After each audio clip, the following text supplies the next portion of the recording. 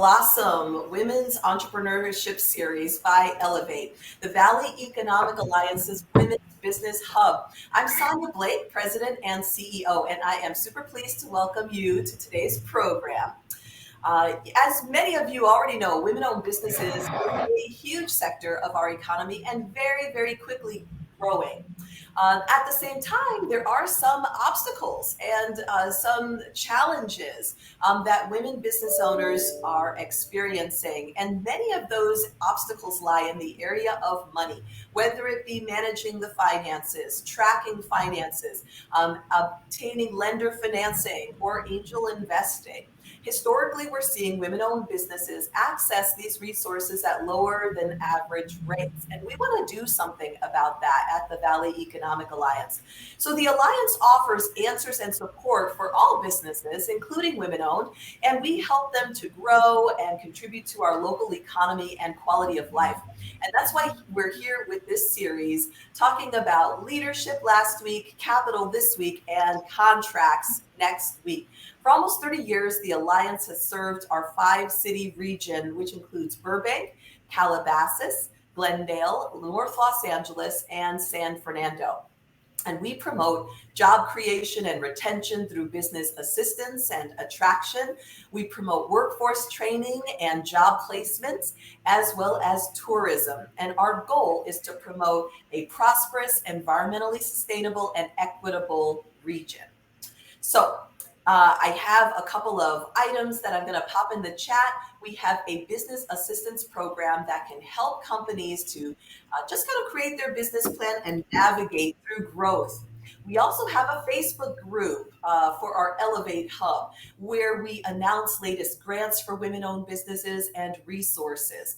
And then, of course, there is our website at thevalley.net /events, where you can learn about additional programs. So we are absolutely thrilled to acknowledge our distinguished partners that helped us present the program. Saybrook University has been an incredible partner in putting the program together, and in particular, Dr. Tom Hayashi, Chair and Program Director of the Department of Leadership and Management. Thank you so much, Dr. Tom, for your amazing leadership and expertise. I'd like to also thank NABO LA, New Economics for Women, which also runs the SBA Women's Business Center, and Black Women's Network for their partnership and support. Special thanks also to our sponsor and longtime supporter of the Alliance, Comerica Bank, represented by our board member, Nairy Sajonian. Thanks for being with us. So it's my pleasure to introduce to you my co-host for today, who will introduce today's moderator. Dr. Charlotte Hamilton is the Dean of the College of Social Sciences at Saybrook University. She is a licensed professional counselor and licensed professional counselor supervisor, as well as many other certifications. She holds her PhD in counselor education and supervision from the University of Virginia in Charlottesville, Virginia, and has been practicing counseling in mental health, adolescence, and addictions for 20 years. Dr. Hamilton is also president of the South Carolina Counseling Association, the South Carolina Counseling Association. And we're super excited about all the great work that she's doing from Saybrook University, based in Pasadena, California, as well as throughout the San Fernando Valley. And welcome, Dr. Hamilton. I give you the mic. Thank you so much for being with us. Thank you so much, Sonya. I really do appreciate it. And hello, everyone. It is so good to be here today with you all. Again, I'm Charlotte Redden Hamilton, and I'm the Dean for the College of Social Sciences at Saybrook University. And I'm coming to you from Columbia, South Carolina, where it is 75 degrees, sunny and bright. Feels good here, y'all. I bring greetings and welcome on behalf of our president of Saybrook University, Dr. Nathan Long, and our leadership cabinet. Today, we will recognize and celebrate our 50th year of service with a virtual gala, souvenir auction, and scholarship awards. Today, we are so excited to be a part of this beautiful women's entrepreneurship series, Ellevate, Make Your Money Grow. We will be learning and sharing in wisdom and in knowledge. Welcome, everyone. Now, it is my distinct pleasure to introduce our moderator for today, Miss Carolyn Mathis. She is the Chief People and Culture Officer for Shondaland. Carolyn Mathis oversees the strategic direction of the organization's human resources, finance, culinary, and facilities departments. Carolyn Mathis has 25 years of experience in human resources field, driving and supporting human resources efforts at Walt Disney Studios, Westcom Credit Union, DDB Needham, and BBDO West Advertising Agencies. Mathis served as Associate Vice President of Human Resources for Pacific Oaks College and Children's School in Pasadena, California for over 8 years. Through her employment at Pacific Oaks College, she was introduced to Saybrook University. And in 2019, she was elected to the Saybrook University Board of Trustees. She serves on the governance, advancement, audit, and finance committees. Mathis has been a guest speaker at Alliant University, presenting on the topic of effective performance management practices. And most recently, she was a panelist at the 2018 Circle of Change Leadership Conference. Welcome, Ms. Carolyn Mathis, and take it away. Thank you so much, Dr. Hamilton. I appreciate that. I am so excited to be here today and to have this conversation with some amazing panelists. And we are here to talk about how to make your money grow, especially, being business owners. And that's so important. That's the reason why we're in business, right? To make sure that our businesses are growing. So what are some important elements that you need to know on how to do that? And our panelists here today are going to share their important insights and guidance and information. So let's get into it. I'm so excited to announce and to share with you some information about our panelists. First, starting with Tamara Gurney. Hi, Tamara. Tamara serves as the President, Chief Executive Officer, and Director of Mission Valley Bank Corp and Mission Valley Bank. Tamara founded Mission Valley Bank in July 2001. Subsequently, Mission Valley Bank Corp was formed in 2005. Tamara's banking career began in 1974 at Bank of America in the North America division. She is active in numerous community-based organizations, including serving on the board of directors for the Boys and Girls Club of Santa Clarita Valley, College of the Canyon Foundation, Community Foundation of the Valleys, Economic Development Corporation of the Santa Clarita Valley, and our very own the Valley Economic Alliance. Welcome, Tamara. Thank you very much. And oh, glad that you're here. We all have such great energy, so I love that. Next, we are welcoming Jennifer LeBlanc. Jennifer is a principal strategic finance executive with a 30-year track record of leading organizations to growth and profitability. Jennifer is currently a managing director at Golden Seeds, a national angel investment organization that focuses on women-led businesses. Golden Seeds currently has about 300 investors and has 300 investors and has invested more than 140 million in 200 companies, primarily B2B technology, healthcare, B2C, which have gone on to raise over 1.2 billion of additional capital. Welcome, Jennifer. Glad to. Thank you, Carolyn. Pleasure to be here. Good. And next we have Carmen Palafox. Welcome, Carmen. Carmen Palafox is the founding partner at 2045 Ventures, a pre-seed and seed stage venture capital firm based in Los Angeles, and a partner at MiLA Capital, a seed stage venture capital firm specializing in deep tech. Prior to venture capital, she was vice president at Dimensional Fund Advisors, where she scaled investment operations, going from 75 billion AUMs to 300 billion AUMs. Welcome, Carmen. And last but certainly not least, We have Nairy Sajonian. Nairy is self-motivated, results-oriented banking professional with 13 years of experience providing businesses with financial solutions and services. Currently, Nairy is a relationship manager in the Business Banking Corp of Comerica with a focus on businesses with a revenue of 5 million to 50 million, namely working with manufacturers, distributors, wholesalers, professional and engineering firms, helping them to purchase or refinance owner occupied real estate, lines of credit, equipment, financing, mergers, and acquisitions. In addition, she has a specialty in the food and beverage industry. Welcome, welcome, Nairi, and everyone. Thank you. We're so excited to have you here and to start this very important conversation. And so let's get into it. Let's start with some important information, important items that you need to have when you're considering raising capital. How important are financial statements in that process? And what are the most important elements to know about financial statements? Maybe Nairi, Tamara, or Jennifer taking that first? Sure, I can take that. It's certainly when it comes to providing a financial statement to a bank, you want to make sure that your financial statement is accurate. What is considered a financial statement?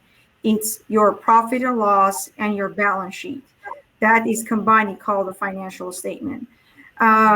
As you know, balance sheet, it means the balance sheet has to be balanced. Your assets, it has to be equal with the total of your equity and your liabilities. The accuracy of the financials, it's very important. And when the bank is looking at the financial statement, it's tell a story that where the company is currently reviewing the previous year's financial statements, where were they before, and basically by looking at the numbers is provide us the story of where the company is heading and if they're in a stable situation or they are growing or they are ready to grow. That is one of the most important things that the bank is looking at it. I strongly encourage for anyone that is looking to engage in any banking prior to that, maybe they can consider to take a look at their financial statements with our bookkeepers, with their CPAs to make sure the financials are accurate prior to engaging to any request for raising capital. That's a very important in terms of raising capital and what other important elements are there about financial statements and maybe how long do you need to have them, Tamara or Jennifer? One thing I can tell you from an angel investor's perspective, it's very different from the banker's perspective. It's much looser because an angel investor really is focused on how much will this startup be able, what will it be worth in 3 to 5 to 7 years in order that the angel investor can get a return on their investment. And surprisingly, even though there's so much detail in a P&L, balance sheet, cash flow statement, angel investors frequently are only concerned about revenue because they want to know how big is your company now and how big is it going to be in a relatively short time frame, 3 to 5 years. And they may not care about profitability at all. So it's really fascinating because in most instances, a company's value will be determined based on a multiple of revenue. Larger companies, it would be a multiple of EBITDA, but for startups, it's usually just as a multiple of revenue. So it's a very interesting concept when you come from a more traditional corporate background like I do, or banking like our other panelists. So it's revenue would be the number one thing, and then go on from there. And I'm going to get in more. That's very valuable to know, Jennifer. Thank you. In the difference between the two. And I really want to get into angel investing a little bit later on too, to do some deep dive into that. So you and Carmen would be very helpful in helping us understand that. Tamara, did you want to add something on to banking statements and how important those are into raising capital? Yes, I think for a small community bank like Mission Valley Bank, what we find is that most businesses, particularly younger businesses, they're typically founded by the entrepreneur who has the creative aptitude and energy for the business, but not necessarily the financial acumen. And so many times they're running their business on QuickBooks, and they're very excited to come into the bank and show that their QuickBooks statement shows they made a profit, but they can't understand why they're overdrawn. And so cash in my world is king. Cash flow is one of the most critical things for a small business to understand where it's coming and where it's going. And we see a lot of them that offer discounts, particularly in the manufacturing world. They offer discounts in order to get paid more quickly. And you have to sit down and really go through the math with them to show them that they're actually playing banker, and they're paying a lot more than a bank would charge them for like an accounts receivable line. So yeah, a lot of financial statements, they're not certain where to post certain of the entries. And again, it's just kind of guiding them toward finding maybe a bookkeeper is fine for a while, but after that, they really need to start thinking about even it can be outsourced. They don't have to hire a CFO, but maybe there are many people that are consultants as CFOs, and they can help them get those financial statements in order, because getting a loan, it's really critical that those financial statements are supportable and we can see what's actually happening with the business and what the trends are. Okay. So going it alone, really down the line doesn't help very much. You really have to have a professional who's able to guide you through that process. Absolutely. Got it. That's really good to know, for sure. What do lenders look for in borrowers? For me, I really, I get excited when I go visit a potential client and they really understand their business. Mm-hmm. We can walk through the factory floor or sit in the office, and they can talk to their financial statements. They really understand the business. It gives me a comfort level that I'm more willing to lend to that borrower, even though maybe their numbers are not as strong. Because I know that they understand what they're doing, and I know their commitment. Kind of interesting in the difference between the equity markets and angel investors and a bank. Yeah. Many times I come up against folks that they look at a bank and think that we should be their equity partner, and they don't really understand capital and capital structure and all of that. So I think these are great conversations for people to have, especially people that are thinking of establishing a business, which has become very prevalent through this pandemic, that people are transitioning away from their W-2 jobs and starting businesses, and they really need to understand that. They need to have, in my world, they need to have skin in the game. Right. So I'm not going to put everything on the line if they're not willing to. Oh, that is a like tweetable moment, tweetable phrase right there that everybody needs to think through. How about you, Nairy? Are there any other things that you would say that a lender looks for in borrowers? Sure. I mean, there are a couple of factors that anytime it's a very known factors when it comes to lending and banking and approaching to any lender. It's famous as 5 C's, and it comes as the first thing is the character, and then it's capacity, capital, collateral, and then condition. What character means, to simplify it, is the credibility of the borrower, right? What's the individual and a guarantor's credit history and the business history? If most of the banks, this is a general thing. Some banks could be lower on a FICO score. It's 650. So it is important for the bank to understand that what is your characteristics as far as the credibility is. If you are not paying your payments on time to your car payment or your mortgage, that shows the likelihood of you pay us. It's very low. So that's one factor. That's definitely most of the banks, the minimum 50 of a FICO score. The other one is the capacity. What the capacity is, basically it's cash flow. What cash flow means is the ability of the business to pay the bank back. We do a calculation that is defined as a cash flow to make sure the business has sufficient cash to service debt.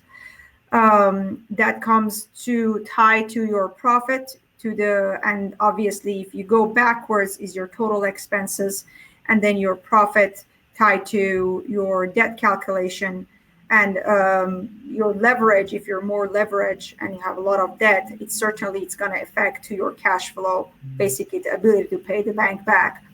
The other one is a capital. What Tamara means, the liquidity is very important to know how the company retains liquidity. It's your basically cash, or most of the time retained earnings. It means you retain your net income. You're not taking the entire money out. That is very important. That ties to your balance sheet to see how strong cash you show in your balance sheet. The other item is collateral. Most of the borrowings with the banks, it's tied to a collateral. It's if you're doing an unsecured loan, the criteria, it's extremely different. It's more strict criteria. The collateral could be on any business, from the simplest thing, which could be collateralized by any CD or marketable security. It could be with a real estate. It could be with an accounts receivables, or if you're purchasing an equipment, the equipment will be a collateral. So 90% of the time, or 99% of the time, every borrowing product with the bank requires a collateral. However, in most of the banks, you can have the strongest collateral, but if you don't have a sufficient cash flow, then you won't be qualified for any borrowing product. So some borrowers, they come to us and say, oh, we'll have a collateral, but well, you have, but there is no sufficient cash flow to support the debt. And the the last thing is the condition, and that's exactly what Tamara hit on, that how well you know your company, how long you've been in the industry, how well you manage your business, and we trust you that you know what are you doing. These are very important. And business owner that knows their business and bits and bobs of it, and we ask questions, and if they know it, that's great. The experience they have in the industry versus someone that, we see a lot of clients that they know, they just there as a CEO or CFO, but they don't really know what's going on. The CFO or controller is taking care of everything. That's not good. But you need to know as a business owner, what's going on in and out of your business. So basically, those are the main factors that any bank looks at in order to qualify a loan. So let me reiterate that the 5 C's are capital, capacity, collateral, condition, and character. Absolutely. Oh, okay. Those are very important too. And as Tamara said, cash is king. So, making sure that you have that cash flow is the basis of all of those things, right? And I think character is one of the strongest components to me, because you can have everything else, all the other boxes checked, but if there's just something not right with the character of that individual, it's not a deal that we're going to do. One just quick comment I'll make too, that we run into a lot with, again, we deal with smaller businesses, is that many people are managing their business, their profits, they're managing the bottom line so they don't have to pay taxes or minimize their tax burden. And it makes it very difficult for a bank. I mean, we do this. We go in and redo numbers to see what it really looks like had they not made those decisions. And then we will make a decision based on that. And character plays a big part in that.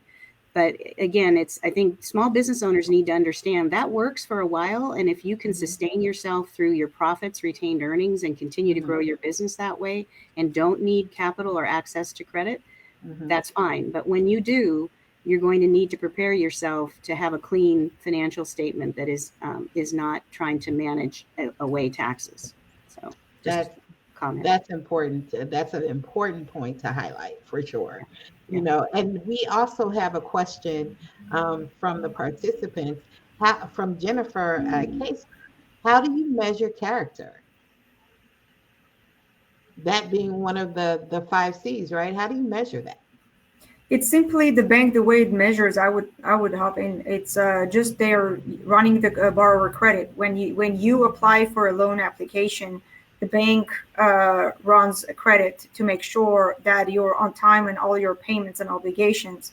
It's a very simple thing. I always tell to my clients, if I know you have a history of not paying back to your friends, you borrow money from someone and you don't pay back $10 back, then why I have to borrow you money again, right? So it's the same equation when it comes to banking. And we measure that by running the credit to make sure that all the payments are on time. The business, same thing under the business, to make sure there is no unpaid obligation for the business and the individual guarantors.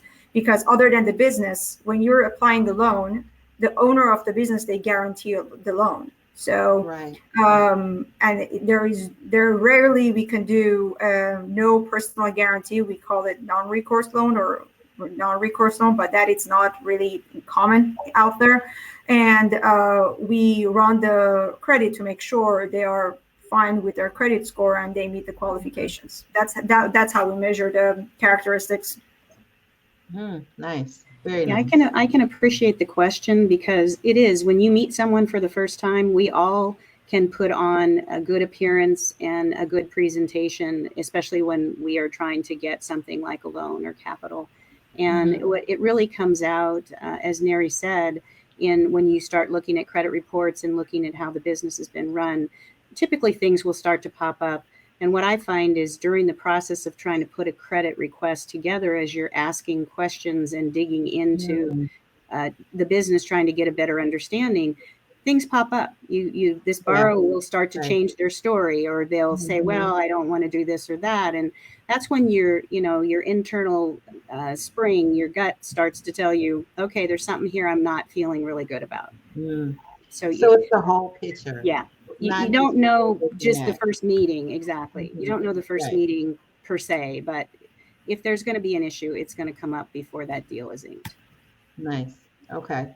That's good to know. And Carmen, or actually Sonya, made a comment: be careful when minimizing your taxable income, because it may reduce your chance of obtaining a loan. Yeah. So consult your financial professionals, tax advisors, and bankers to properly prepare. So those are added on to what both you and Nairy were saying. Nice. Okay, so also, if you're interested in raising capital through an angel investor, what do angel investors look for in founders? I think Jennifer touched upon it a little bit, but I want to hear more about that from Carmen and Jennifer. What are some other ways to generate capital?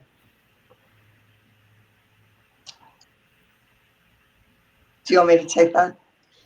Sure. Yes, that would be great. So angel investors are looking at companies that have usually a pre-valuation of between $3 and $10 million. And so generally they'll enter into a loan agreement, or they'll take an equity stake in a startup company. And the interesting thing about angel investing, even though I said in terms of the financial statements, they're only interested in the revenue, they are very interested in the character of the founder. So that's where the two sources of capital definitely intersect. So I can completely appreciate and understand Tamara's comments about character. And one of the other, we generally wouldn't run credit reports on a founder, but we would definitely check references and do a deep dive into their background. And one of the most important things about is we really want to look at the credibility of the founder, not only in terms of their character, but also in terms of what is their expertise exactly in starting this company. Because we find that we tend to see a lot of angel investors who are starting a company because they've solved a personal problem for themselves, but they don't necessarily have any expertise in the area. And that would be a red to yellow flag for us. And I'll give you an example. There was a woman who came to us who wanted to start an app that would help people find a mental health care professional. And there's many of these businesses that are being founded right now. It's a very popular area. But this gentleman founded the company because when he was in doing a graduate program unrelated to healthcare, he had a difficult time finding a mental health care provider. So he had a personal passion about this. But he didn't have any background in healthcare or software or anything that would be remotely applicable. And so, we passed on that.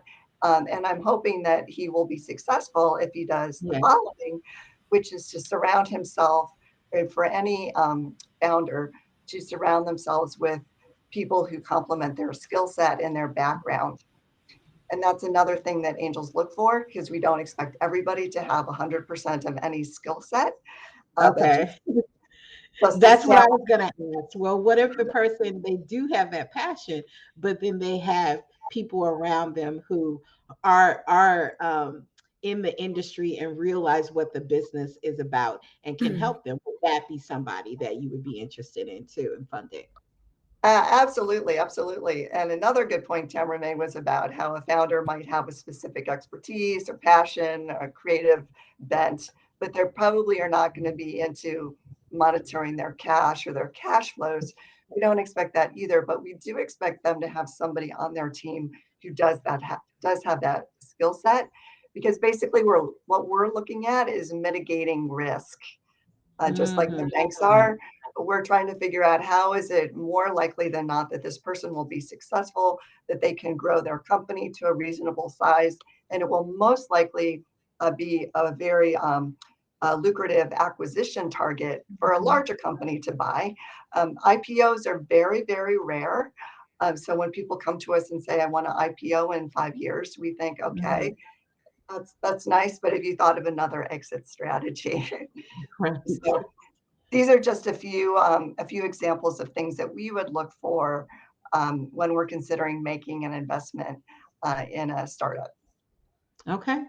And and I know that the angels tend to, as you mentioned, tend to look for more 3 to 5 years of revenue in profitability. What if they don't have that many years of profitability, but what they do have is very high? Their profits are very high.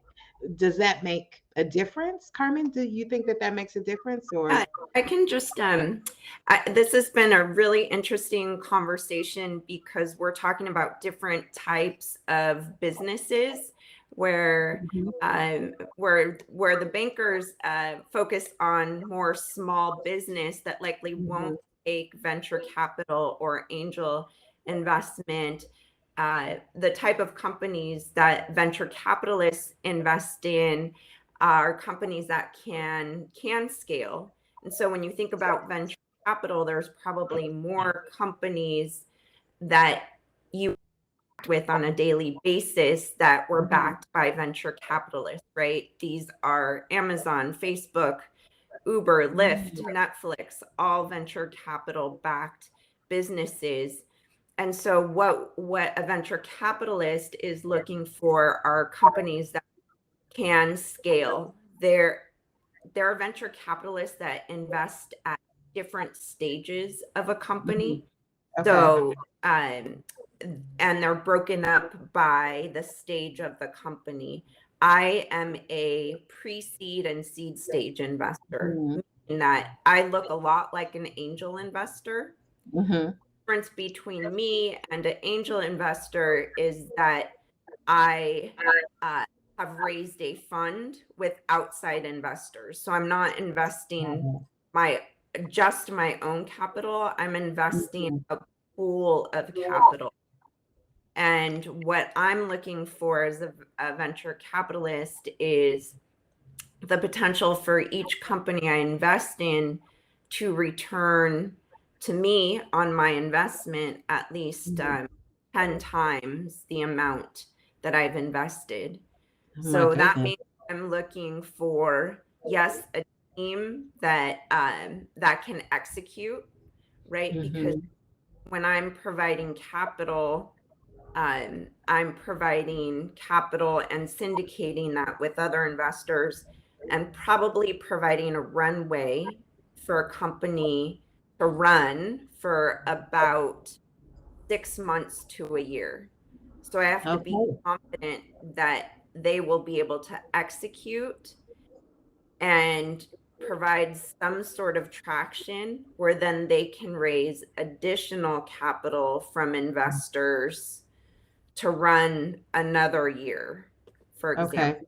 So most of the companies that I invest in at the stage I invest, which is pre-seed very early, pre-product, pre-rev, will not take on um, a, will not take on bank debt or any type of debt until a few years in, until they have product in market, until they're looking at financing for POs, but that's a few years down the road.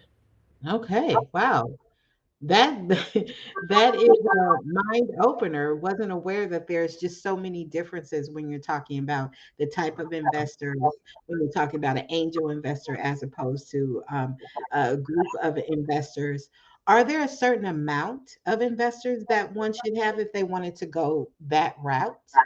Um, are there numerous investors that they should be investing with at one time, depending on the type of business that you have? Or what's your suggestion on that? Yeah, if you're looking at, if you're a high growth startup, right, that's going to take venture capital, the idea is that you're going to grow to have some sort of exit. Jennifer mentioned that most companies don't IPO. That's very true. There's other exit opportunities these days. You could be acquired. You can SPAC. You can, there's different exit opportunities. But as you think about fundraising, with each time you raise capital, you're going to sell about 10% at the early stage to 20% of equity in your company. So the idea is you're bringing on investors that can help you grow that top line revenue that Jennifer talked about, right? So that you do become an attractive target for that exit. Nice. Okay. This is a lot of great information. I could talk to all of you all day. One other question that I have, and specifically for Tamara, I'm dying to know, how and why did you start the bank? I get that question a lot, and my somewhat flippant response is that I needed a job. I was at Bank of America is where I started my career as a single mom. High school education, I needed a job, and entry-level jobs were clerical. So I went to Bank of America downtown. At that time, it was in the Twin Towers. And ultimately jumped ship to a community bank that I was in the North America Correspondent Banking Division. So one of our clients was a community bank, and it was closer to my home. And so I went there and started off as the secretary to the president. And that was in very beginning of 1980. And then 19 years later, a little more than 19 years later, the bank was sold to City National Bank. And I had gone from the secretary to the president to the chief operating officer. So my college education, if you will, was in the chairs at a community bank. And it gave me the experience that I needed at the time to, as I looked for other employment after the sale of the bank, I realized my clients were, coming up and saying, we want a small bank back again. And so the best thing was that I had no idea what I was doing, because I probably would have never done it. But I got my former bank attorney and sat down and wrote a plan and got it filed and went through all of that. So it's a fun story of being in an airport hangar when you're in organization and being in a triple wide trailer when you open your doors. And we had a lot of fun, but it was really, at the request of clients that wanted to be a part of it, wanted to keep that little community bank that they had come to love so much. And my entire team of all 11 of us came from the former bank when we did open. And so, it's been an interesting journey, but like I said earlier, I don't know where 20 years has gone, but here we are. Yes, exactly. I mean, I think we're saying that for everybody here on the phone and our participants too, continue to push for your dream, right? because Absolutely. it comes true. It comes Don't true. ever let anybody tell you you can't do something. That was probably my biggest motivator from the time I got out of high school. I got a message that I wouldn't amount to much, and Oh. and I was a single mom for a long time, so I give some time to some local community groups that deal with single moms, youth that are trying to figure out, how do I care for a child now and without college education, and it can be done. It's work, but it can be done. Yeah. And again, as identified with all of you great panelists here. The fascinating thing is, as we know what the Ellevate program is about, is specifically too in helping to target women businesses and focusing on how women businesses can grow. Knowing that like 31% of all small businesses and franchises are women, right? But in 2020, 21% of businesses took a revenue loss due to the pandemic. And this is for everybody here. What are some resources available for women business owners affected by the pandemic? Does anybody have resources that they can share? Outside of the Alliance? Out the Alliance and others. Yes, because they've had a focus for some time on women in attempting to get into business, and have some great success stories of women in very difficult, challenging positions, accessing their services and getting on their feet and starting a business. And that's part of why I'm involved with the organization, because there have been some great success stories that, when you hear them, it gives you that energy to keep going. Yes, and be that example for sure. And I mean, we're focused on women-owned businesses and minority-owned businesses. It's part of what we do. There's a mandate in Community Reinvestment Act, but that to me is just part of, if you're a community bank, you're kind of like the businesses on the corner of Main Street. We're all trying to make payroll, and so we try to help each other. And so we've had some great success stories of, one I'll share because she's given me the permission to do so, but I think most of us know Menchie's frozen yogurt. And many years ago, that was a young woman, Dana, who came right out of SC and went to 10 different banks trying to get a loan to start her business, and was not able to do so. And she called my SBA manager at the time, and she was persistent. And he said, I'm going to give her a half hour and then tell her no. And 20 minutes into the conversation, he came and got me. And I said, is this the one you were going to say no? And he said, yeah, but we can't say no. We have to do this. We have to figure this out. So we got around the table, brought in her family, and just gave them we're not equity investors. Pull out your checkbooks, pull out your credit cards. What have you got? We got to figure this out. And we did. And she got her first store open in North Hollywood. And the rest is history. I think she's gone international and retired. Yes. That is a fabulous story. It's It's a fun story. It's why I do it. It makes me happy to see that. And again, it definitely inspires other business owners to be able to push for what they believe in, and have confidence in that they're able to do it. What are some other resources, or especially in the area of angel investors? Are there additional resources that some women business owners can look forward to? I can comment on that. So I, like Tamara, started my own fund, 2045 Ventures, because I believe there needs to be women investors on the other side of the table, minority faces on the other side of the table, so that when you pitch your company to me, I may have a different perspective or understanding of your business model, your connections, your right to win, all of that. And I'm filling a gap, because right now in the venture capital industry, women manage about 5% 10% of all of the assets. Yeah. So there aren't many of us. There's fewer people of color, Latinx, about 2. And so there's definitely a gap. On the women's side, there's an organization that I'm a part of called Transact. And it's all female general partners like my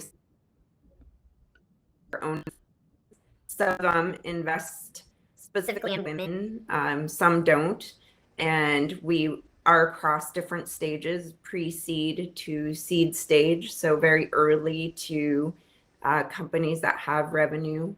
There's also organizations on the minority front, like Black and Brown founders, that support minority entrepreneurs. That may be a good resource for folks here to look into. Oh, that's great. We want to put that information in the chat if we can to make sure that people have that and can look out for those things. Perfect. And we're winding down our hour. See, it went so quickly, so I want to be able to have some other comments from everybody. What are some important takeaways that you can share with everyone about growing their businesses that maybe we didn't discuss?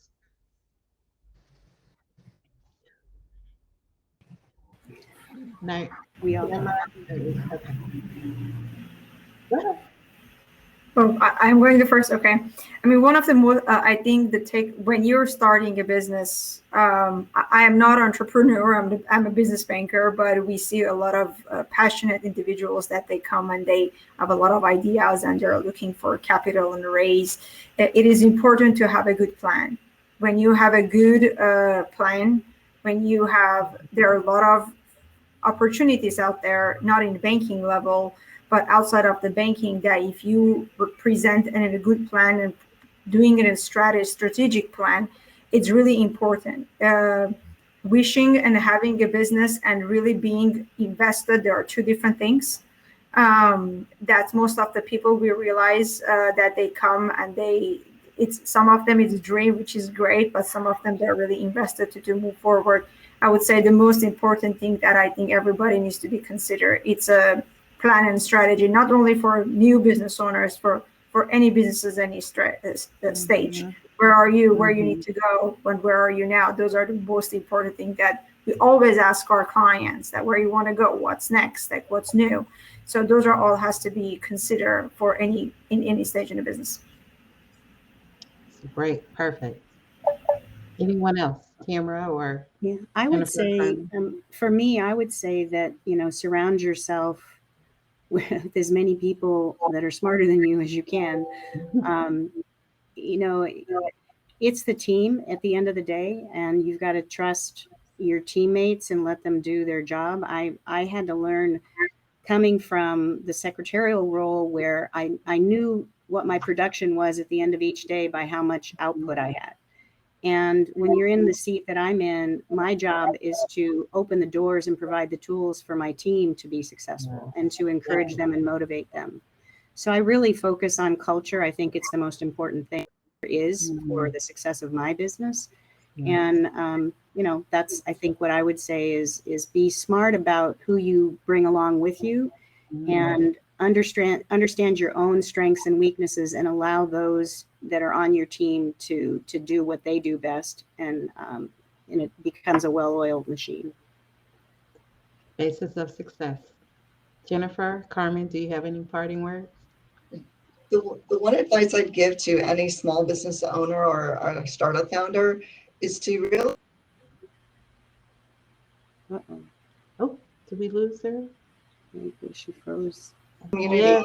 People really want to help, and if they can't personally help you, I can guarantee you they will refer you to somebody who can. There's a lot of momentum in the area of helping women and minorities really get some traction in terms of access to capital and growing their businesses in general. So I haven't met anyone yet who has been rude or disrespectful. Everybody really wants people to help. And if somebody gives you advice that may seem a little harsh, take it and really try to act upon it. And I've seen so many companies come back through Golden Seeds 2 and 3 times where they didn't get funding the first time. They weren't quite ready. They weren't at the right stage. They didn't have the right team. Their product wasn't quite ready, but they came back and they took the feedback. They came back and they gave it another try and they were successful. So don't give up. It just keep pushing the rock up the hill. And on that note, I want to mention that Golden Seeds does offer resources. They have something called office hours. Even if you're not looking for investment or if you're not ready, it's an opportunity for you to talk to some angel investors who will give you advice. They'll give you 30 minutes to an hour of their time to answer any question you may have. And you can sign up for this. It's all online. Everything's still virtual by going to the Golden Seeds website. Just Google Golden Seeds. I believe it's goldenseeds.com. And if anybody has any more questions about it, feel free to reach out to me. Oh, Golden Seeds office hours. I love it. I love it. That's great to give that great advice for business owners. That is awesome. So we have that like to give back to the community. Yes, great way to give back to the community. Carmen, did you want to share something as well? I think just what everyone said is spot on. I would just reemphasize building your community because it is a hard, lonely journey. Jennifer said it's like pushing a rock up a hill. It definitely feels like that. I'm a entrepreneur myself, building my own firm, and it's incredibly difficult. And you have to not take things personally when you do get rejections, and just figure out what your mission is. What does your future look in 1 year, 3 years, 5 years, and just stay very focused and disciplined. I love that. I love that. Yeah, build your community. That is so important. And just as everyone has said here, to have those people around the table that you trust and you can take along with you, and to ride that journey is very important to making sure that your business grows and is successful. And thank you so very much. We're just about at 8 minutes out. I want to see if there are any other questions in the chat before we go, but I also want to take the time to thank all of our panelists here and your valuable insight. I know that it was so important to all of us and all of the participants here. And so thank you so much. I think see if there were a couple of more questions out there from people that I may have missed. I think we talked about this, but from William, what type of funding group would look into funding a profitable acquisition? Can anybody answer that? What type of funding group would look into funding a profitable acquisition? Something we do in banks all the time, particularly in our SBA program. So, I have to understand a little bit more about the nature of the business you're talking about, but we fund acquisitions of businesses and typically look for business experience. So we want somebody to be acquiring a business that they understand how to operate it, because maybe they've worked in that industry for many years and they have an opportunity either to acquire the company they work for or a competitive company, but that can be done through bank financing. And it looks like it's the same thing that we have been saying, and making sure that you understand your business, you understand the industry that you're entering into. And yes, it can be a passion, but learn and research and do as much as you can in gathering knowledge about that industry so you can be prepared. Yeah. And I would say be transparent. Too often we have people come to us and they're nervous, or it might make me think they're hiding something, but they're nervous. They don't know how to interact with a bank and with all the questions, and they're not forthcoming with all the information. And it really damages the relationship right from the beginning. I often, again, tongue in cheek, say, look, I'm not the dentist. Okay. It might be a little painful, but you got to open up and tell me all the, where are the warts? Tell me everything, because we can figure this out. But if you don't tell me and I find out down the road, it's not a good thing. Yeah.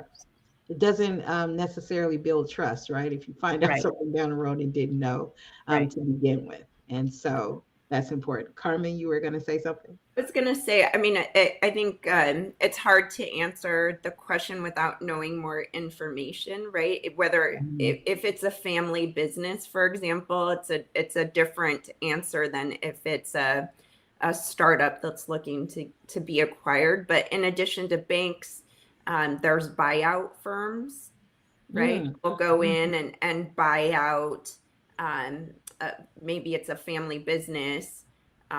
So I would a family business and I'm looking at acquisition. I'd look at buyout firms as potential acquirers to start with, but there are several private equity kind of organizations that do focus in on buying out family-owned businesses. Okay. All right. Hopefully, William, that was helpful to you, and we were able to answer as much as your question as possible. And let me see if there's anything else. And I think that we are wrapping up. So thank you again, everyone. Tamara, Nairy, Carmen, Jennifer, really loved this conversation and being a part of this. Sonya? Wow, thank you all so very much. Carolyn just expertly facilitated. Really appreciate you. And all of our speakers, our panelists, we're so inspired by you. We're here for you also in terms of supporting what you're working on. So let us know how we can help you advance what you're working on. It's really exciting. Your success is our success, and we're very thankful that you're in our network and we can continue to network. Speaking of networking, actually, we are going to, some of us, whoever can, will stay on past noon to just, kind of break out into breakout groups and just sit around a virtual table and get to know each other better. So if more questions came up for you that you didn't have a chance to pop in the chat or didn't quite get answered, then stick around if you can. And whichever of our speakers, we welcome you to stick around too, and we will get to know each other better. In the meantime, I would like to thank everyone for participating. Thanks for being with us today.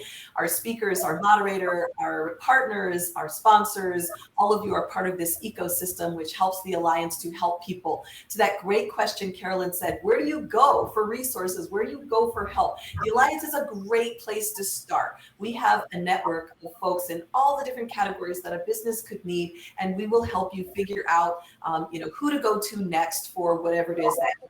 So we're going to pop in the chat there our link for enrolling in our free business assistance programs, as well as our Facebook group and our events where you can come to our next event, register and learn more. Our next event is next Wednesday, actually.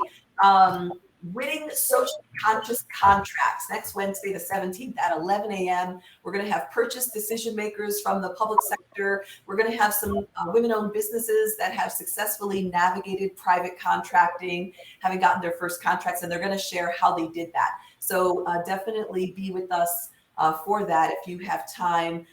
We welcome you to do that. We're here for your success. Very much appreciate your participation today, and look forward to continuing to be of service. So with that, we'll end the formal aspect of our program and say have a great day and take good care. Thank you so much. Thanks, everyone. Thank you. Bye. Wonderful.